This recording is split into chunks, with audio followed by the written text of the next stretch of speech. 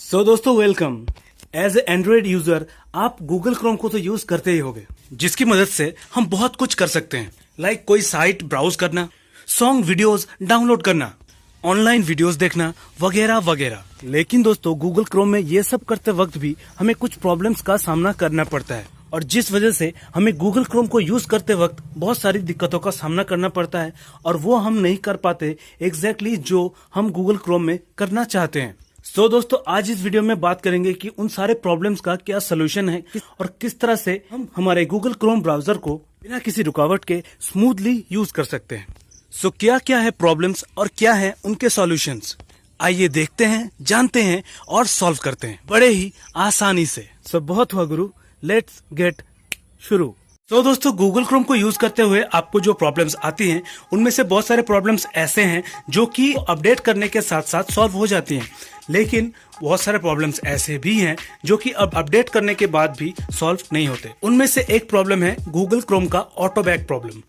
मतलब आप Google Chrome browser को यूज कर रहे हैं, करते करते ऐप ऑटोमेटिकली बैक हो जाता है, या फिर आप पहुंच जाते हैं होम स्क्रीन पर, या फिर आपके स्क्रीन पे ये लिखा जाता है कि क्रोम इज नॉट रिस्पॉन्डिंग। ये एक बहुत ही इरिटेटिंग चीज है गूगल क्रोम को यूज करने के दौरान, क्योंकि ऑटो बैक हो जाने की वजह से हम गूगल क्रोम में या फिर कोई साइट में कोई काम कर रहे हैं ऑनलाइन पेमेंट के लिए या फिर कुछ और, तो दोस्तों वो फिर से रीसेट हो जाता है। मतलब फिर से हम जब गूगल क्रोम को ओपन करते हैं वो साइट फिर से रीओपन होने लगता है। तो दोस्तों अब तक हमने जो किया वो फिर से रीसेट होके पहले स्टेप पे पहुंच जाते हैं। अब बात करते हैं कि ये होता क्यों है।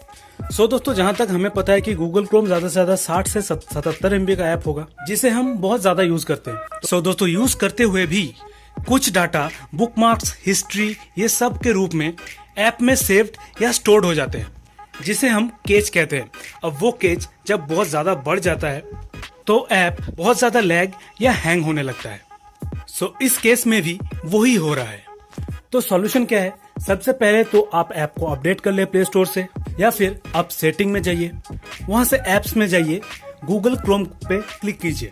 आपको यहाँ पे ऐप का कैच दिख रहा होगा जो कि यूज करने के हिसाब से बढ़ते रहते हैं।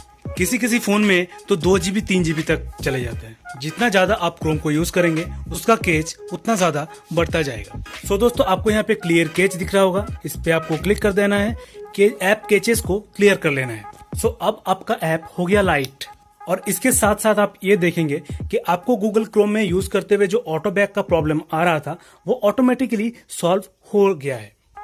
और इसी के साथ आप गूगल क्रोम ऐप को बड़े ही आसानी से, स्मूथली और बिना किसी रुकावट के यूज कर पाएंगे। और भी कुछ स्टेप्स हैं लाइक क्लियर डाटा, वो करने से आपका ऐप नया हो जाएगा, या फिर आप ऐप को अनइंस्टॉल करके फिर से इंस्टॉल कर सकते हैं। तो दोस्तों अब बात करते हैं नेक्स्ट प्रॉब्लम के बारे में, जो कि है डाउनलोड का अचानक से पॉज हो जाना, पेंडिंग में रहना, और जब हम उसको फिर से रिज्यूम करना चाहते हैं तो दोस्तों वो फिर से 0 से स्टार्ट होता है। और बहुत समय पे ऐसा भी देखने को मिलता है कि बहुत ज्यादा स्लो हो रहा है डाउनलोड, मतलब डाउनलोड बूस्ट नहीं हो पाता। मतलब डाउनलोड हमने रिज्यूम भी कर लिया लेकिन हमारा जो स्पीड है वो ग्रो नहीं करता, इसके लिए डाउनलोड स्टार्ट भी नहीं हो पाता। तो दोस्तों इसमें आपकी फोन की कोई गलती नहीं है, ये कोई टेक्निकल फॉल्ट है जो कि हमें गूगल क्रोम में देखने को मिलती है डाउनलोड करने वक्त। एज ए सॉल्यूशन आप गूगल फ्लैग्स को एक्टिवेट कर सकते हैं। किस तरह से? ये देखिए, मोबाइल स्क्रीन पर आ चुके हैं हम हमारे गूगल क्रोम के स्क्रीन पर सर्च बार में। तो दोस्तों यहाँ पे हमें टाइप करना है क्रोम, यहाँ पे आपको फ्लैग्स दिख रहा होगा इस तरह से, उसके बाद लास्ट में ये ऐड कर दीजिए। सर्च करते हैं गूगल क्रोम फ्लैग्स, हमने यहाँ पे एक्टिवेट कर लिया है। दोस्तों इसे आप गूगल क्रोम का डेवलपर ऑप्शन भी कह सकते हैं। तो दोस्तों यहाँ से हमें डाउनलोड्स पे सर्च कर लेना है। ओके दोस्तों, पैरेलल डाउनलोडिंग आप इसको भी एनेबल कर लीजिए। डाउनलोड से एरर आपके जो भी प्रॉब्लम्स आ रही हैं, या फिर अगर आप चाहते हैं कि आपको डाउनलोड के वक्त कुछ एक्स्ट्रा फीचर्स मिले, तो दोस्तों आप यहां से फाइंड आउट करके अपने हिसाब से इनको एनेबल कर सकते हैं। और एनेबल कर लेने के बाद दोस्तों यहां पे आपको रीलॉन्च का जो ऑप्शन है इस पे क्लिक कर देना है। तो दोस्तों इससे क्या होगा कि गूगल क्रोम को ये पता रहेगा कि आपने ये सेटिंग फॉलो की है। तो दोस्तों रिलॉन्च करने के बाद आपका जो सेटिंग है, जो आपने चेंजेस किए हैं, वो सेव हो जाते हैं।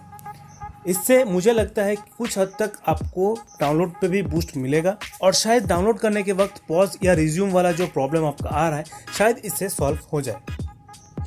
या फिर मैं आपको सजेस्ट करूंगा कि अगर आप कोई बड़ी फाइल गूगल क्रोम पे डाउनलोड कर रहे हैं तो दोस्तों पॉज या रिज्यूम वाला प्रॉब्लम से आपका वो फाइल डिलीट भी हो जाता है कभी कभी, या कभी कभी आप देखते हैं कि रिज्यूम होता ही नहीं है। तो इस सिचुएशन में आप करें ये कि आप अपने डाउनलोड को किसी क्रोम से किसी और ब्राउज़र में जैसे कि IDM, ADM इनमें शिफ्ट कर ले।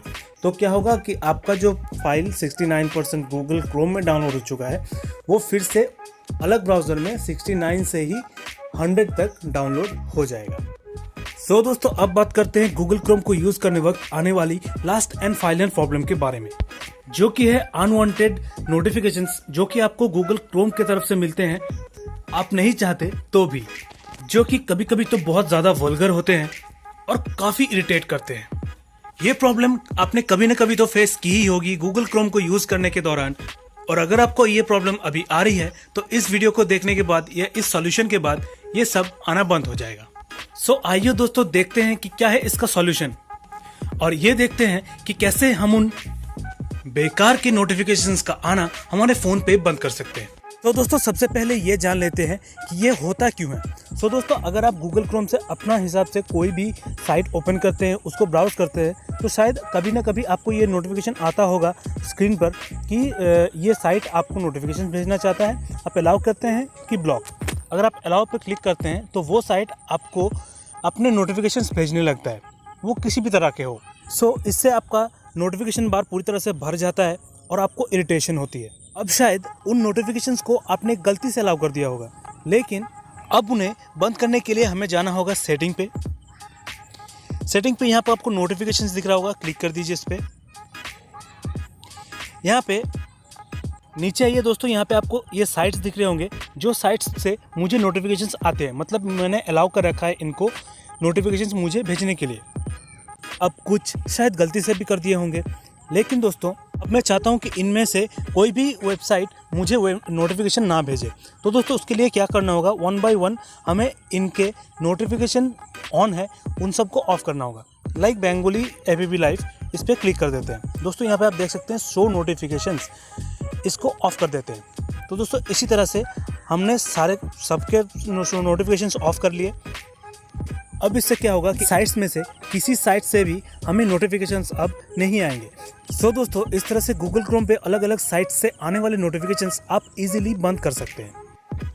सो दोस्तों आशा करता हूँ कि गूगल क्रोम ब्राउज़र को लेके जो भी प्रॉब्लम्स थे वो प्रॉब्लम्स अब सॉल्व हो जाएंगी, और इन सॉल्यूशन की मदद से आप गूगल क्रोम ब्राउज़र को बड़े ही आसानी से और स्मूथली यूज़ कर पाएंगे, बिना किसी झंझट के, बड़े ही आसानी से। सो अगर आपको वीडियो अच्छी लगे तो लाइक, कमेंट, शेयर, सब्सक्राइब, आपका जो मन हो रहा है बस कर दो। और बाकी मिलूंगा आपसे फिर कोई नए इंटरेस्टिंग वीडियो के साथ। सो तब तक के लिए बाय बाय।